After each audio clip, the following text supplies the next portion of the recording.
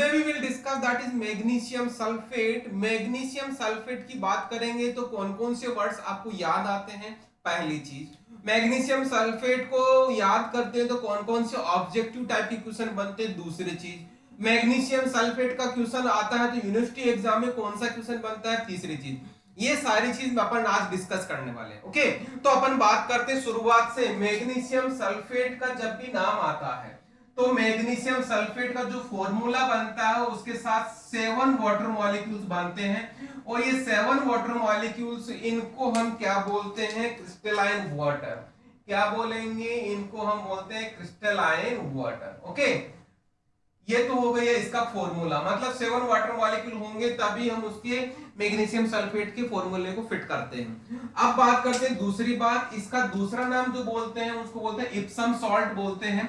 Epsom salt याद रखिएगा, question आया हुआ है कॉम्पिटिटिव एग्जाम में। गिव द स्ट्रक्चर या what is the formula of Epsom salt, pharmacist exam में क्वेश्चन आया हुआ है, तो आपको याद रखना है। दूसरा क्वेश्चन बनता है कॉम्पिटिटिव एग्जाम में कि मैग्नीशियम सल्फेट कौन सी कैटेगरी का है, तो जैसा कि हम पढ़ रहे हैं सेलन कैथार्टिक का, तो ये हमारा नेक्स्ट क्वेश्चन हो गया। इस तरह से यहाँ पे मैंने पहली लाइन में यहाँ पे 3 क्वेश्चन बता दिए कॉम्पिटिटिव एग्जाम से रिलेटेड। अब अपन बात करते हैं, ध्यान दीजिएगा इसका प्रॉपर्टीज पे। प्रॉपर्टीज में आप लोगों को समझना है पहला पॉइंट, जिसको हम बोल रहे हैं odourless and white crystalline powder है। ऑर्डरलेस है, इसका कोई स्मेल नहीं आता, और व्हाइट क्रिस्टलाइन पाउडर होता है। दूसरा पॉइंट देखिएगा, that is cooling saline and bitter taste, मतलब चखने पे क्या होगा? बिटर टेस्ट होता है, कड़वा होता है, लेकिन जब इसको पूरा टेस्ट कर लेते हैं उसके बाद में कूलिंग सेंसेशन आता है, उसको हम बोल रहे हैं कूलिंग सेंसेशन। ओके, फिर उसके बाद में थर्ड पॉइंट देखिएगा, again one more thing, soluble in water and glycerol. Generally magnesium salt क्या होते हैं? वाटर इनसॉल्युबल होते हैं, लेकिन इसका जो सल्फेट है वो वाटर सॉल्युबल होता है। थोड़ा सा बता दूं जनरली क्यों हो रहा है इसका, because of crystal water presence की वजह से वाटर सॉल्युबल होता है। ओके, फिर उसके बाद में देखना नेक्स्ट पॉइंट, फोर्थ पॉइंट ध्यान देना, ये सॉल्युबल होता है, लेकिन उस वाटर को ही यदि हम ठंडा कर दें, कूलिंग कर दें उस वाटर की, ठंडा कर देंगे, तो उसमें से हमें मैग्नीशियम सल्फेट के क्रिस्टल्स मिलेंगे। तो ये देख लीजिएगा, कहने का मतलब recrystallize from the cold water. I am word using cold water. Cold water का याद रखना, एज ए रोम्बिक प्रिज्म और निडल शेप्ड क्रिस्टल्स मिलते हैं। जो क्रिस्टल्स किसके होंगे? जिसकी बात कर रहे हैं magnesium sulphate as 7 water molecule. Okay, मतलब 7 वाटर मॉलिक्यूल उसके साथ में जुड़े रहते हैं। 7 वाटर मॉलिक्यूल को बोलते हैं हेप्टा हाइड्रेटेड। क्या बोलेंगे अपन इसको? इसको बोलेंगे हेप्टा हाइड्रेटेड। ओके, इसको बोल दिया हमने हेप्टा हाइड्रेट। हेप्टा का मतलब 7 और हाइड्रेटेड का मतलब वाटर मॉलिक्यूल। ओके, अब अपन बात करते हैं next point, that is fifth point हमारा ये है इफ्लोरोसेंट इन नेचर। मतलब यदि हमने इसका जो मैग्नीशियम सल्फेट के जो क्रिस्टल्स हैं उसको हवा में रखा, तो इसकी जो बाहर की जो सरफेस है वो सरफेस खराब हो जाती है, बाहर की सरफेस खराब हो जाती है, और वो एक पाउडर के फॉर्म में उसको जमी रहती है, तो उसको बोलते हैं फ्लोरोसेंट इन वाटर। मतलब सॉरी, इन नेचर और एयर की बात कर रहे हैं। इसका मतलब समझ जाना कि हम उसको कौन सी कंडीशन में स्टोर रखेंगे? एयर टाइट कंटेनर में इसको हम स्टोर रखेंगे जब भी हम इसके स्टोरेज की बात करेंगे। फिर उसके बाद में नेक्स्ट पॉइंट रहता है 6 पॉइंट ऑन हीटिंग। हीट करने पे ये अपना वाटर को लूज कर देता है। वाटर कौन सा वाला? जो क्रिस्टलाइन वाटर है, 7 वाटर मॉलिक्यूल, या हम इस वाटर की बात करें, बात एक ही है। यदि हम 200 डिग्री के ऊपर पहुंच गए, 200 डिग्री के ऊपर पहुंच गए तो एनहाइड्रस कंडीशन में पहुंच जाता है। इसका मतलब हो गया 7 वाटर मॉलिक्यूल लूज, पूरे के पूरे इवेपोरेट हो जाते हैं, बाहर निकल जाते हैं, एक्सपेल हो जाते हैं। ओके, ये हो गया आपका एनहाइड्रस। बट ओबियस है, यदि वाटर मॉलिक्यूल निकल गए उस सिचुएशन को हम एनहाइड्रस बोलते हैं। ओके, अब अपन बात करते हैं नेक्स्ट 7 पॉइंट। यहाँ पे ध्यान देने वाली बात ये कि जो वाटर सोल्यूबल था उसका सॉल्यूशन होगा वो न्यूट्रल होगा, मतलब उसका पीएच लगभग 7 के आसपास रहेगा।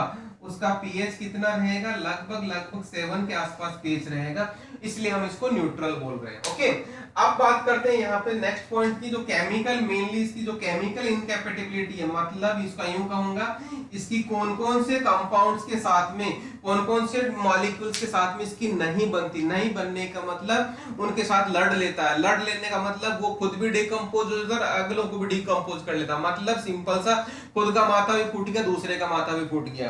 तो ये कहानी होती है, मतलब इनकैपेबिलिटी का मतलब लड़ना हो गया। Generally carbonate, bicarbonate, sodium bromide, potassium bromide और अमोनियम ब्रोमाइड के साथ में डीकंपोज हो जाता है, या यूं कहूंगा इसको रिएक्शन कर लेता है, जिसकी वजह से ये मैग्नीशियम सल्फेट अपने आप में मैग्नीशियम सल्फेट नहीं रहता, कुछ ना कुछ दूसरा सॉल्ट बना लेता है। ओके, ये तो हो गया केमिकल इनकैपेबिलिटी। इसीलिए हम क्या करते हैं, जनरली इसके साथ में इनको नहीं रखते, या ऐसा कोई डोजेस फॉर्म नहीं बनाते हैं, ऐसा कुछ मिक्सअप सॉल्यूशन नहीं रखते जिनमें ये कंपोनेंट आए, तो हम उसका सिचुएशन में उसको इंटैक्ट नहीं रख पाएंगे। ओके, अब अपन बात करते हैं इसके यूजेस की। यूजेस में देखना, पहला यूज, बहुत सारे यूजेस है मैग्नीशियम सल्फेट के। सबसे पहला तो ध्यान दीजिएगा, जैसा हमारा बात है ओरल सैलाइन कैथार्टिक है, मतलब हम इसको ओरली देंगे तो एज ए सैलाइन कैथार्टिक होगा। सैलाइन कैथार्टिक का मतलब सिंपल सा है कि कॉन्स्टिपेशन में इसको फायदा मिलेगा, रिलीफ होगा। क्लियर? हम ध्यान देना, हमने वर्ड लिखा है ओरली, मतलब ओरली हम उसका सॉल्यूशन पिलाएंगे। दूसरा पॉइंट आता है 50% सॉल्यूशन, हम इसका 50% solution as a enema use किया जाता है फॉर कैथार्टिक, मतलब रेक्टल रूट के थ्रू पेशेंट को दिया जाता है। उसी जगह पे डिस्चार्ज मटेरियल रहता है, वहां पे जो 50% मैग्नीशियम सल्फेट का सॉल्यूशन दिया जाता है, वहां पे पेशेंट को इजी वे में वहां पे डिफिकेशन हो जाता है, मतलब कॉन्स्टिपेशन से रिलीफ मिल जाता है। ये जनरली किसमें दिया जाता है, जनरली ओल्ड पेशेंट्स में दिया जाता है जो ओरली लेने में असमर्थ है या उनको दिक्कत हो रही है। ओके, फिर आता है नेक्स्ट कौन सा, थर्ड पॉइंट। ये तो हो गया हमारा जो हम कैटेगरी से पढ़ रहे थे, मतलब हम इसको orally as well as rectal route से, मतलब एनिमा रूट से लिया जा सकता है। फिर अपन बात करते हैं, ध्यान देना, एंटीडोट। एंटीडोट का मतलब ये है कि इनकी पॉइजनिंग हो रही है, बेरियम और बारबिचुरेट्स की पॉइजनिंग हो रही है, इनकी पॉइजनिंग के टाइम पे दिया जाता है, मतलब इनका जहर फैल गया बॉडी में, तो हम किसका एंटीडोट देते हैं, मैग्नीशियम सल्फेट का देते हैं। ओके, फिर नेक्स्ट आता है कौन सा, ध्यान दीजिएगा, नेक्स्ट आता है फोर्थ पॉइंट। मैग्नीशियम सल्फेट को यदि हम ओरली या हम इंजेक्शन के थ्रू किसी पेशेंट को देते हैं, तो हमारी बॉडी पे इसका जो एक्शन आता है वो आता है डिप्रेसेंट एक्शन। डिप्रेसेंट एक्शन का मतलब सिंपल सा है, हमें कूल कर देता है, काम डाउन कर देता है। यूं कहूंगा यदि हाइपर एक्टिव पर्सन है तो उसको कूल कर देता है। इसका मैं एग्जांपल बताता हूं, जैसे किसी के कन्वर्जेंस आ रहे हो, कन्वर्जेंस का मतलब यहाँ पे जैसे मिर्गी टाइप के या किसी के दौरे पड़ रहे हो, बहुत तेज हाइपर पर्सन हो गया हो, यदि हम उसको मैग्नीशियम सल्फेट पर उनका डोज दे देंगे तो वो पेशेंट कूल हो जाएगा, शांत हो जाएगा। ये होता है डिप्रेशन एक्शन, मतलब डिप्रेशन कर दिया उसका। तो ध्यान देना किस किस में as a depression action, hypertension में दिया जाता है पहली, टेटेनस स्पाज्म, टेटनस स्पाज्म मतलब इस तरह की टेटनस की वजह से जो बहुत ज्यादा अकड़न आ जाती है उस सिचुएशन में दिया जाता है।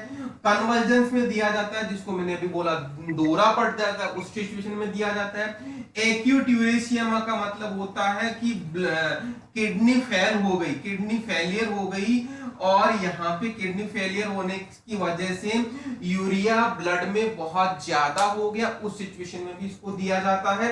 और नेक्स्ट आता है कौन सा, एक्लेम्पसिया। एक्लेम्पसिया का मतलब होता है प्रेगनेंसी में बीपी बढ़ना।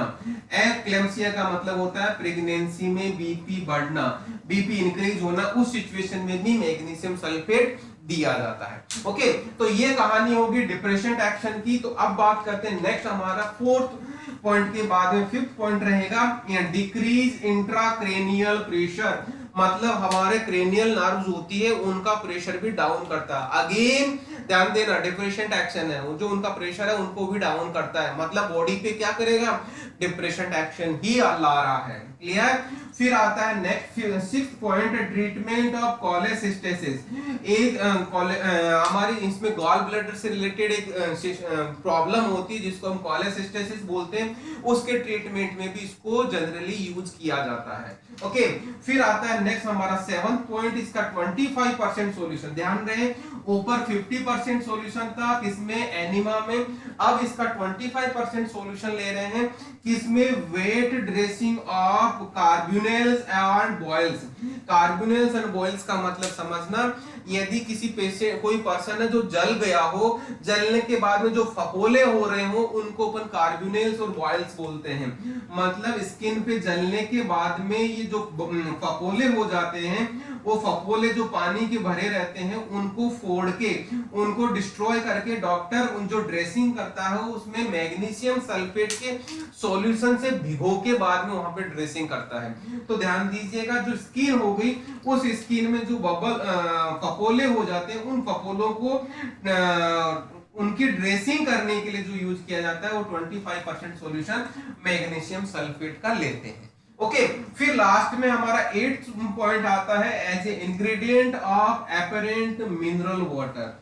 ध्यान दीजिएगा, मिनरल वाटर तो आप समझते होंगे, एपरेंट का मतलब होता है ऐसा वाटर जिसको हम कॉन्स्टिपेशन के लिए में ले रहे हैं, मींस जिसको हम बोलते हैं रिलीव इन कॉन्स्टिपेशन। ऐसे वाटर को जो कॉन्स्टिपेशन में रिलीव करता है उसको हम एपरेंट मिनरल वाटर बोलते हैं। तो ये अल्टीमेटली मतलब मिनरल वाटर एक बनाया जाता है जिससे पेशेंट लेता है, जिसको उसको पेशेंट टाइमली उसको कॉन्स्टिपेशन से रिलीव मिल जाता है। ये हो गया सारा का सारा किसका, मैग्नीशियम सल्फेट का। तो ध्यान देना, यदि यूनिवर्सिटी एग्जाम में क्वेश्चन आता है तो आपको पूरा का पूरा शुरुआत करनी है यहाँ से, आपका इसके सिनोनिम, इसके कैटेगरी और इसका फॉर्मूले से याद रखना है। Epsom salt, magnesium sulphate, 7 water molecule, saline cathartic. फिर उसके बाद में आपको इसके प्रॉपर्टीज, केमिकल इनकैपेबिलिटी और ट्राई टू अंडरस्टैंड इसके यूजेज जो है, बहुत डाइवर्सिफाइड यूजेज है, तो याद रखना है आपको पूरे के पूरे यूजेज। ये तो हो गया आपका यूनिवर्सिटी एग्जाम में पूरा, यदि लिख दोगे तो पूरे नंबर तय है आपको। फिर उसके बाद में अपन बात करेंगे यहाँ पे यदि कॉम्पिटिटिव एग्जाम में क्वेश्चन आता है तो कौन कौन से क्वेश्चन है। मैंने बताया था इसका फॉर्मूला, मैंने बताया इसका इप्सम सॉल्ट और इसका कैटेगरी, ठीक है। फिर उसके बाद में एनहाइड्रस कंडीशन होता है, ये वाली चीज, केमिकल इनकैपेबिलिटी किनके साथ होती है, ये वाली चीज। और उसके बाद में सारे जो 8 यूजेज है वो सारे के सारे यूजेज जो, क्योंकि मैग्नीशियम सल्फेट को याद रखना है आपको कि इसमें डिप्रेसेंट एक्शन होता है, डिप्रेसेंट एक्शन की वजह से इसको बहुत सारी डिजीज में यूज लिया जाता है। एंटीडोट लिया जाता है बेरियम और बार्बिचुरेट के तौर पे, बटोबे से सेलाइन कैथार्टिक तो आप लेंगे ही लेंगे, ड्रेसिंग के तौर पे भी काम आता है। तो ये मोटे तौर पे यूज हो गया सेलाइन कैथार्टिक याद रखना, एंटीडोट याद रखना, डिप्रेसेंट एक्शन याद रखना, और उसके बाद में ड्रेसिंग में के तौर पे इसको काम में लिया जाता है। ये मोटे मोटे तौर पे है और बाकी पॉइंट्स मैंने आपको डिटेल आपको बता दिए हैं। This is all about magnesium sulphate as well as saline cathartic. Okay.